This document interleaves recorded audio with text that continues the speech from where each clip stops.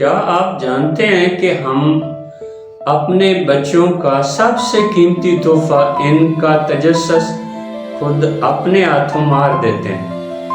ہم اللہ کی طرف سے عطا کردہ قیمتی تحفہ بچے کا تجسس کیوں مار دیتے ہیں؟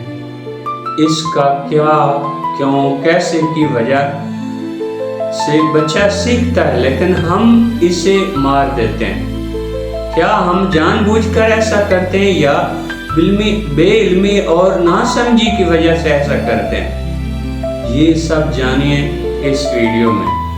جب بچہ 3 یا 3.5 سال کا ہوتا ہے تو اس کی کھرید شروع ہو جاتی ہے۔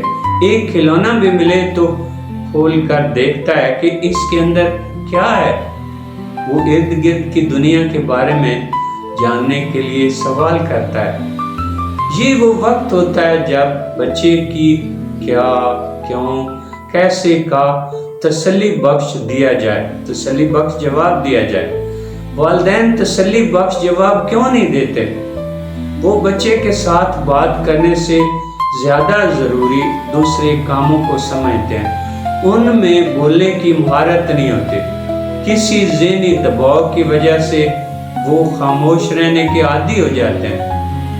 والدین کو بچے کے سوالات کا جواب دینا بورنگ لگتا ہے۔ وہ بچے سے اپنی جان چھڑانے کے طریقے سوچنے لگتے ہیں۔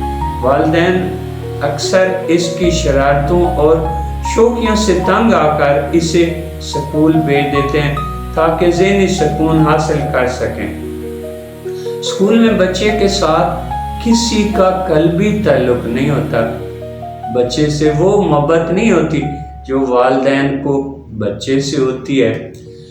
ٹیچر محض وقت گزاری کر رہے ہوتے ہیں، مگر یہی عمر بچے کی تخلیقی اور جستجو بھری عمر ہے۔